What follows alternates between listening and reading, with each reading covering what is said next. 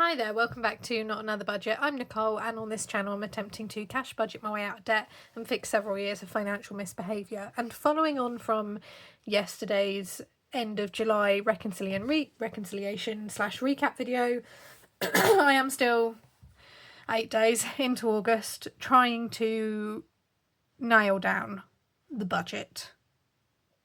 That happens, by the way. That's a relatively normal thing. It's unusual for me to still have it not nailed down and clued on, and it's more the budget for the rest of the month because I know that my first week is very busy. Most of my bills go out then, and I tend to weigh a lot of my personal spending money down, and I think I'm struggling with it because I want to do lots of things with my money now that I know that my income is relatively back to normal, and following on the back of a very successful month on Vinted, I think I'm at a bit of a crossroads as to where I take my budgets going forward. For context, as a teacher in the UK, I am going to move up the pay scale annually, and my next pay rise will kick in from the end of September. So my income will be elevating from about 1900 and, well, 30, shall we say, to about 2100, give or take some change.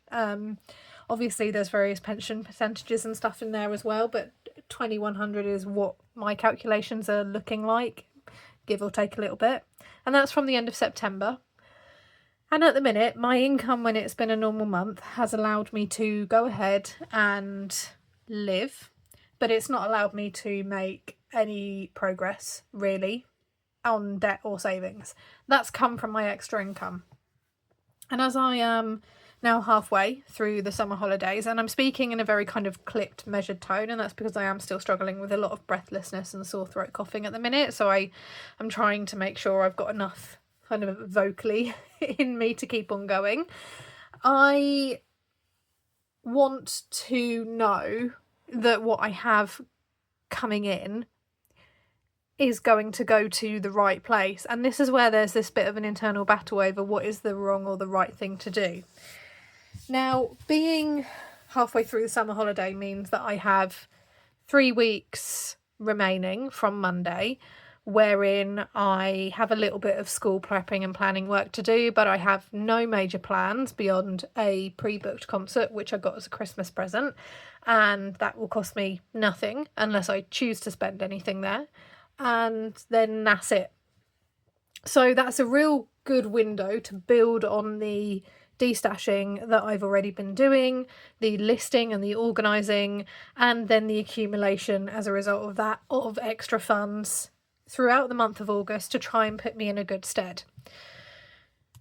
I'm feeling a bit about things because it's something I need to get over, and I will get over it, but when I think about how much extra I brought in and earned over a period of time when my income was down, and for those of you who are picking me up or who have recently discovered me, I suffered a quite big reduction in income from the end of February all the way through until the end of June, and that is because I was off long-term sick, and so within that I went down to 50% pay. For financial perspective, that is around about, it's between £2,000 and £3,000 extra that I was able to generate and bring in through a series of car boot sales, destashing on Vinted, Facebook Marketplace, and the generosity of my community who bought products that I'd sold, who donated, who gave super chats and were just thoroughly wonderful. But if I think about the part that, if I take that side of it away, because I kind of have to, because that's not ever an assumption a YouTuber should have, and a YouTuber or someone who puts out content and they are monetized should never assume that they are going to receive regular donations and regular anything like that. That's not what this for me is for. So if I look purely at the portion that I bought in, I am really proud of myself for being able to find that money, but at the same time frustrated that, let's just say it's about 2,000, that I wasn't able to put that towards savings, or I wasn't able to put that towards debt. And I kind of want to be able to do that. I want to be able to take the same amount, let's say it's 2,000, and roll into September and put myself in a really good position. Because I also, within that, need to just, having kind of been through survival mode, and now I'm coming out the other side and going, okay, things seem to be relatively secure and stable finally, I also want to look at what's coming up. Well, what's coming up is an increase in my wages, which gives me a little bit more wriggle room in terms of maybe putting in money for savings, or maybe putting in money for debts. At the minute, this is not what this video is about. That's coming in from September, and then at the end of November's payday, I will receive a 4% raise on top of that. Now, after tax and deductions, it will probably be an extra £80 in my wages, but that's because as a public sector worker, I also get a pay rise there as well. They will backdate that pay for September, October and then November, but I will therefore have to pay more tax on that. Even though they know that it comes around every year and it's already pre-agreed beforehand, but there we go. So there'll be a small increase, a small abnormal increase in November, and then let's say that 2,100 goes up to 2,120. So that's happening.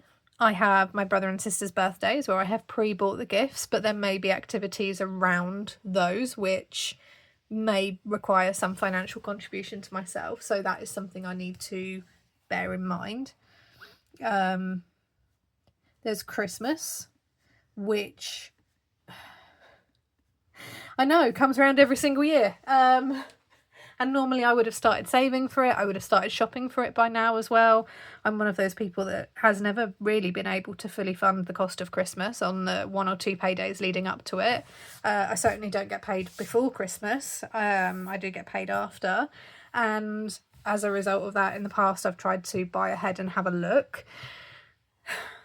I need to have a look there and see what my Christmas is going to look like and budget that out for Christmas and try and work out what I want to spend.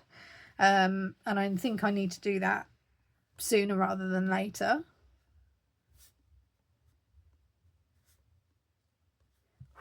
What I want to try and avoid, if I can, is things that would take away from this, say, £2,100 and it go towards that instead of going towards my debt, because I kind of want to be debt free in the next 10 months, which means that I would need about £1,000 a month to put towards my debt. At the minute I'm bringing in across YouTube, although that won't happen for this August, but it will from September.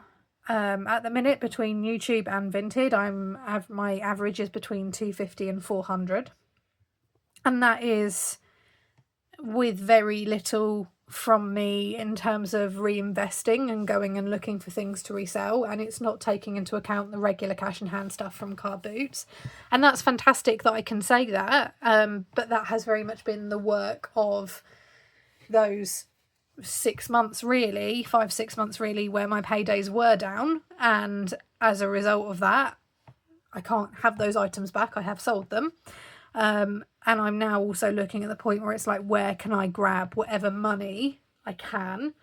I'm literally looking around the house and going, oh, I might just what am I going to sell? Like, do I need my TV? Do I need that lamp? Do I need this thing? And I'm finding that it's because I want to get the ball rolling on top of the £500 emergency fund that I have, and on top of the 1 month ahead in rent. So this is what I have kind of so far. So I'm 1 month ahead on rent. And yes, immediately that's my That's £950 of, say, a £2,000 total, but I would prefer not to. So I'm 1 month ahead of rent. I've got a £500 e-fund, which is an emergency fund, which is a mini one. And then mum is looking after £800 into a Bowie, what I'm calling end of life fund. That is also nowhere near a number that I want it to get to. And I have £7 and some change in a coin jar. So there's a few things that are just very much feeling like they're kind of trying to drag me down a little bit. So this is what I have in terms of savings. If I think about what is going to pop up, I need a full set of tyres. They are balding and they were all replaced at the same time, therefore they're all balding at the same time. So it's been a couple of years, they need to be replaced. My car needs to go in for its MOT and service. I would like to not take that out of my personal spending money, which is what I've done in the past. It needs an oil change and a general kind of pre-winter checkup and things like that. I want to be able to tackle, and there was a little bit of confusion over my video yesterday, and that's just me not explaining myself properly, so I'll do that now. Where are we? Here we go. Right, these guys here are not my arrears. These guys are my arrears. However, these guys have been incredibly aggressive and incredibly aggravational. They are a debt which has changed hands to a new debt collection agency. The previous agencies this debt was with did not apply any interest or fees at all in that time. This new agency has gone ahead, and it's very much their prerogative to do so. I can be unhappy about it, but they are the debt collection agency. They can choose to do what they want with it. It is a precursor, I feel, to small claims court, threatening of legal action, things like that, which I said when I kind of gave you a debt breakdown update that I feel like at the moment it goes that way. If it goes that way with these guys, these will become the priority above my energy arrears. But because I do have energy arrears, UK stipulations, and I don't know the full legalities on this, generally dictate that if you have any mortgage or rent arrears, you have council tax arrears, and you have utilities arrears, by which that includes water, gas, electric, and I think in some cases home telecommunications, so things like Wi-Fi or your landline phone bill. I'm not sure on that one. They are a priority over and beyond anything else which is classed as consumer debt, which means that any spare money you have needs to go to pay those 4 things first. And obviously I have quite a significant amount of energy arrears and energy debt. Despite me sending evidence of this to this company, and despite me making it abundantly clear through multiple income and expenditure forms that I know you want to be a priority, but you can't be a priority right now, they have proceeded with the applying of daily interest and then fees as well. Their estimated increase means that this debt could jump to £1,500 by the time my income jumps up at the end of September. So that is the debt that I've made a one-off £150 payment to, in the hope that A, it tackles some of the interest and fees that they're putting on, and B, shows a willingness from myself to start making payments, even though they're not a priority at all, but that actually it's not going to be the amount that they want. And what they want is, you know, ideally the amount cleared off in 3 payments. Well, that's over £400, which I don't have.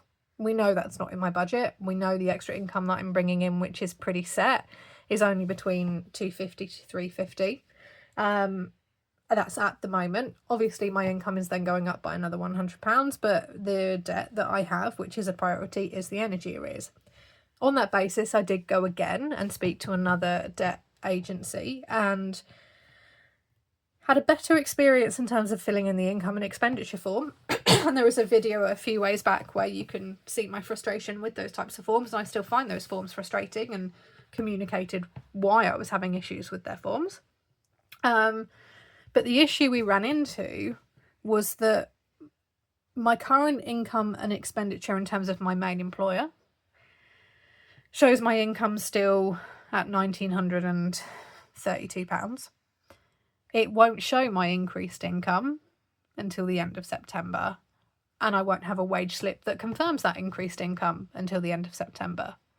Additionally, my additional income, which is my Vinted and YouTube, I can't produce a quote-unquote wage slip for that. It's a £16 payment in from Vinted one day, or it's a £20 payment in the next day. There's not one payment with a payroll number that clearly dictates that this is set regular income. So they can't really use that. They can only use the income that's on my wages. And on the basis of how that stands at the moment, as we all know, I cannot afford any debt payments.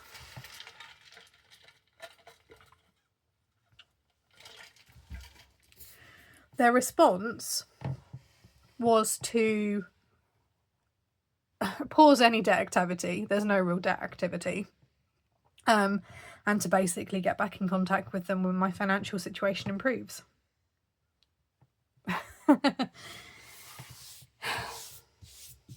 I do struggle. I mean, I've said this before, and this will now come as no surprise to many people. I do struggle myself personally with the set debt agencies and their very prescribed way of doing things. And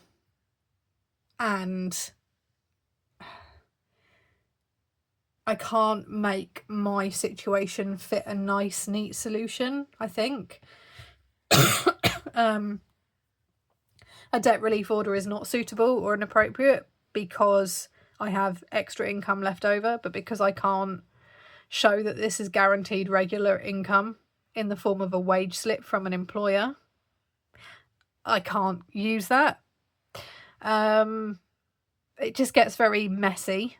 So I think for me, I need to set up some form of debt snowball, debt something, which may go against the grain for a very traditional kind of debt payoff structure that these charities and fantastic charities that do amazing work and amazing support prescribe.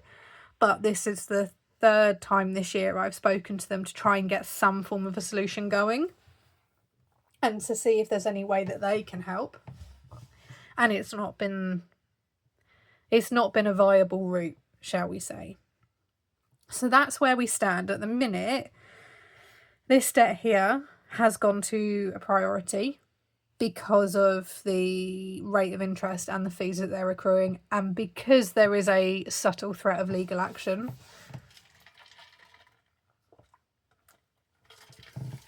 So if I go back to my little list, where am I going?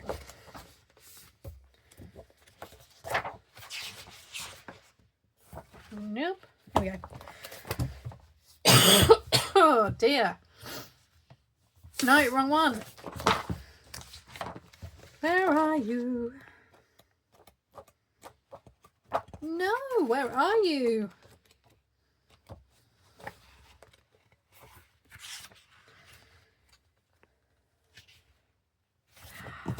Oh, what was I on?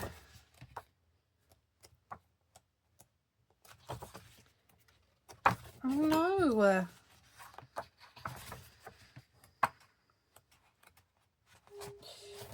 Oh, I'm completely confused now. There we go. So yeah, so it does look like that my debt situation is definitely something I'm going to have to resolve without agency support and help. And that's not financial support and help. That's more admin and taking a little bit of a load off me at a time when I could have that happen quite nicely. And at the same time as well,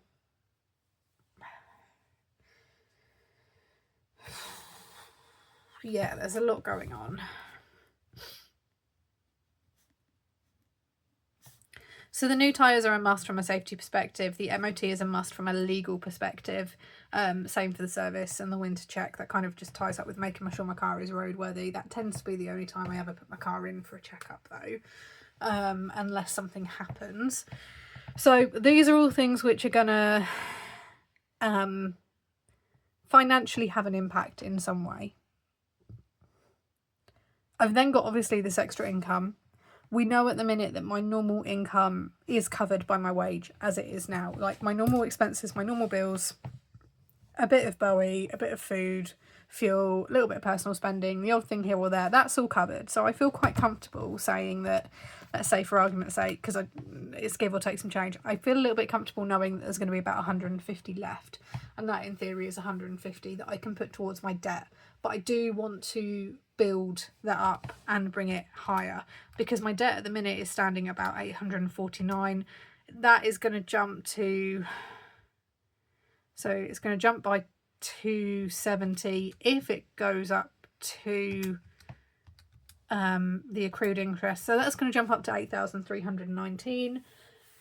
I want to be debt free by June. So September, October, November, December, January, February, March, April, May, June. 10 months. I'll tell you why in a moment. So that's 800, let's just call it 830. Let's call it 835. That's 835 that I ideally would need to be putting towards my debt every single month. When between the vinted income of, let's just call that, let's just say 300, without it building, let's say YouTube goes back up to about 100, and car boots will, this August will be kind of the finishing point for car boots for the season. I won't do any throughout September. I'll pick them up again in February, March of next year. So I have 550. 550 time across the 10 months is 5,500, which means in theory I could clear all of the arrears plus a couple of smaller ones, or I could clear this very aggravational one and some of my arrears, but again, it's not allowing me to do everything. The reason why I want to be done by June, if I can, is I live in a rented house. We've had, this year was quite notable for how dramatic it was to try and find out if I can stay. Normally a tenancy renewal is not so dragged out, but I definitely want to be in a bit of a better position financially to do that as well. All of these arrears and all of these debts are sitting on my credit report, and they're keeping that drag low, which puts me in a not great position if I were needing to rent elsewhere, whilst affordably I know that on my salary I'm affording just $950 a month. Obviously, if I were to significantly relocate somewhere cheaper, that would be fantastic. But I know what I can afford. I know what I've been paying. And I know, obviously, that my income is going to go up. But financially, I wouldn't afford a credit check. I wouldn't pass one. And the cash flow isn't there to fund the cost of a move. I guess in a roundabout way, these issues that I'm discussing and this very, like me sitting there with not quite a coffee, but a coffee across from you, is me trying to work out the errors that I'm running into. Well, not errors, just bumps which I feel like I'm running into, and where I want to take things next.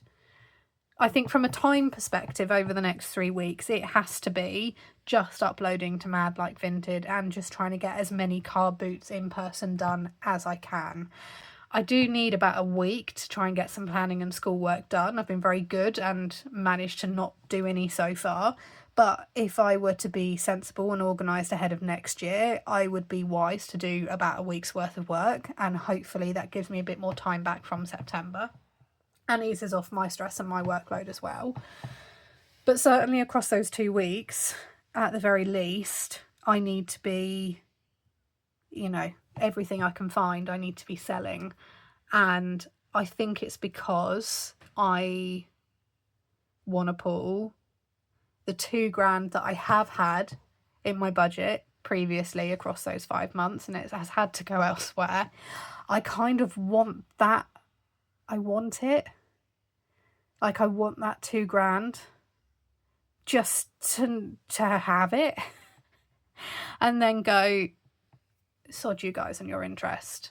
You're being paid in one go. Go away.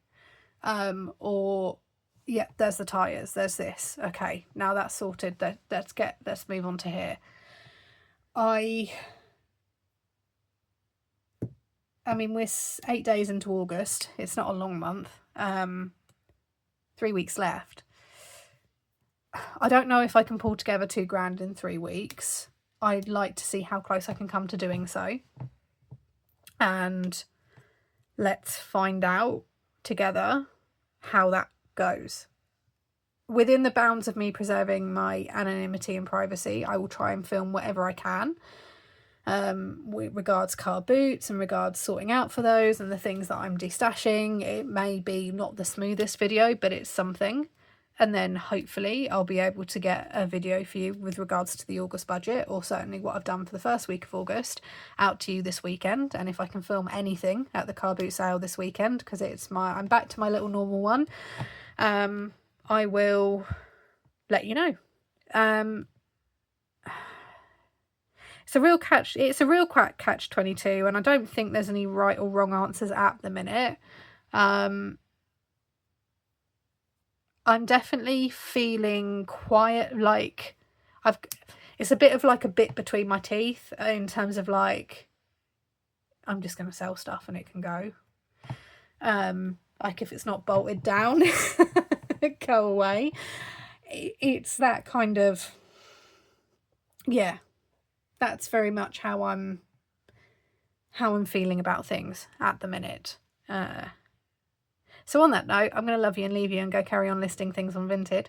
I hope you have a fantastic budgeting week wherever you are in the world, and I'll see you all very soon. And yeah, bye-bye for now.